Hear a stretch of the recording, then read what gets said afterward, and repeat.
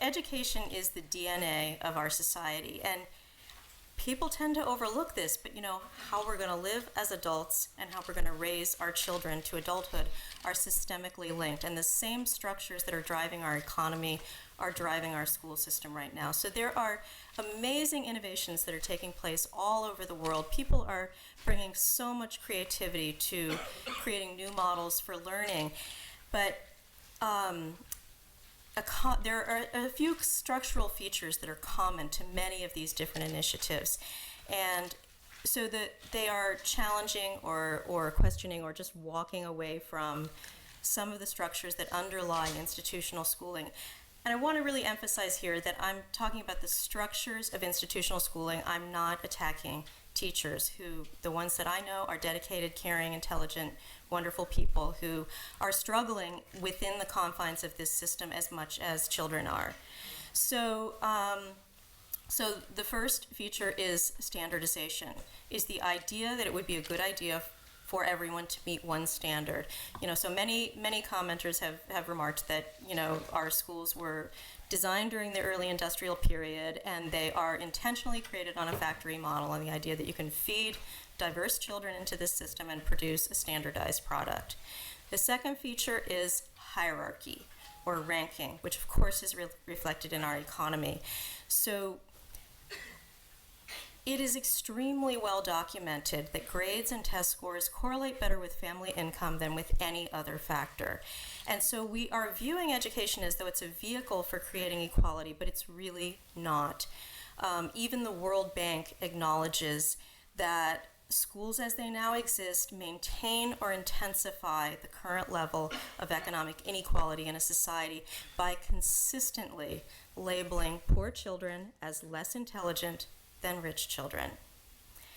So the third structural feature is the idea of hierarchical, top-down, centralized control. And again, I hope you see how this is reflected in the economic issues we're talking about this weekend.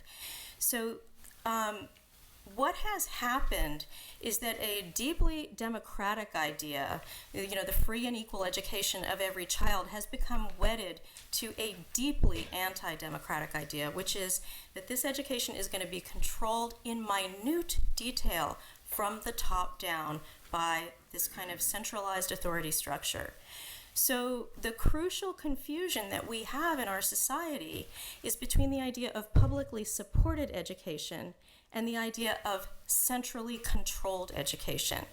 So if you want to really get your hands around this, take the word school in the following sentences and replace it with the word radio and say, okay, I'm in favor of publicly supported, community-supported radio, right? I'm in favor of centrally controlled, state-administered radio. So, these are not the same thing, and this has really important ramifications in our education system. So, and I want to point out again, none of these structural features of the institution of schooling are in any way intrinsic to learning. And, in fact, somebody was asking me about literacy before. The U.S. population in the Northeast was 95 to 98% literate before we had compulsory schooling, and in the southern states the numbers were a little lower. Wherever there's more poverty, the literacy numbers are going to be lower.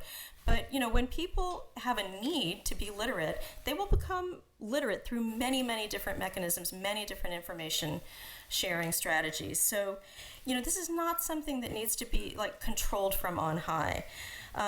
But I also just want to talk about something that is deeper, that underlies all of these structural features. And again, it just totally resonates with everything Judy was just saying, because it has to do with the way we're viewing the world, the way we're viewing nature, the way we're viewing our children. There's sort of an interesting thing. An author named Ian McGilchrist has written this really brilliant and powerful argument that what has happened over the past several hundred years in modern Western society is this increasing dominance in a way of thinking that is sort of characteristic of the left hemisphere of the brain. And, this is not there was the old 1980s version of this where the left brain is verbal and the right brain is spatial or artistic, and it's sort of gone beyond that now. But the difference that they're finding is not so much in what they do as in how they do it. The left brain is narrowly focused. It prefers the analytical, the disconnected, the mechanical, the non-living.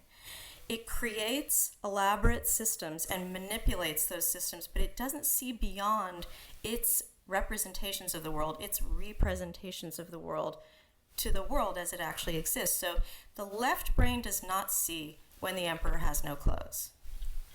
So the right brain is the part of us that sees that the emperor is buck naked, because the right brain is grounded in experience, sensation. It is where compassion and empathy are rooted. It is where our sense of beauty and the sacred are rooted. The right brain sees everything as interconnected. It sees everything in relationship. So the left brain is seeing the world in what Martin Buber called the I-it relationship. And the right brain is seeing the world in the I-thou relationship. So, the left brain serves an important function. If you want to build a bicycle or a solar panel, it's your go-to hemisphere. But the right brain, evolutionarily, McGilchrist is arguing, is meant to be primary. So the left brain is a powerful, powerful tool, but the right brain is meant to be in charge. And what he's saying is that through a series of historical and cultural shifts, the left brain has gradually taken over. It's kind of staged a sort of coup in Western society, and it's like a Frankenstein. It's trying to run the world. And this is really obvious in our economy, obviously, in the way we deal with nature, and it is really obvious in our school system. So, because the left brain believes in technocratic control, it believes in measurement, manipulation of nature and people. So modern schooling divides the day into uniform chunks of time. It divides children by numeric age. It divides knowledge into disconnected, quantifiable learning goals and objectives. So everything is measured and weighed and counted. And this spirit of objectification, of treating the living as if it were non-living, extends to our children as well. So they are quantified, numbered, and ranked. They are diminished from the I-thou of true relationship to the I-it of the standardized test score. So a team of researchers designed this experiment. I don't even want to know how they did this, but they had a way of sort of deactivating one hemisphere at a time. That in itself is kind of frightening. But so they took a group of experimental subjects and they inactivated the right side of their brain. So they're just operating out of the left side. And they gave them a syllogism and asked them if the conclusion was correct. So the syllogism would be something like this. Premise 1, all monkeys climb trees. Premise 2, the rabbit is a monkey. Conclusion, therefore rabbits climb trees. So the person with only the left brain activated would say, well, it sounds like that's true. I guess rabbits climb trees. Because it was internally logical. They didn't see the false premise and, the way that it was disconnected from the world. So the exact same person with only the same person with the right hemisphere activated would look at this syllogism and just go, this is ridiculous. Monkeys, rabbits aren't monkeys. This is stupid. I'm not going to answer this question. So, and how many of you have a kid in school who's more like that second category of person? Yeah, exactly. So what they're finding is that the right brain, because it is grounded in reality and sense perception and connection, the right brain functions, and McGilchrist gives us a very technical term for this. It functions as our bullshit detector. And the person operating out of the left brain will just be circling within an abstract system of their own thought that is completely unhinged from reality, but they will give you answers very authoritatively, with no doubt or hesitation, based on these abstract systems of their own creation. So, what does that remind you of? A Harvard economist. So who's telling us that derivatives are distributing risk across the economy and therefore stabilizing the economy, or endless economic growth is possible because the free markets will take care of everything. And, they know this because they got A's in calculus and computer science and econometrics, and they've run the computer models.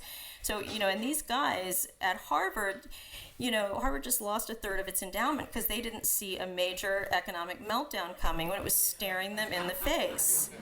So, it would be funny if it weren't so dangerous, because this is what we're educating our kids to do. This is the skill that gets you to the peak of academia.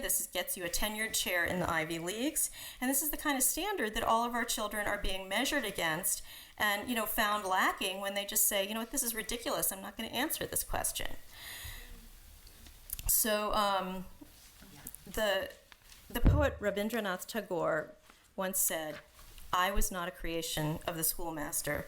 The Government Board of Education was not consulted when I took birth in the world."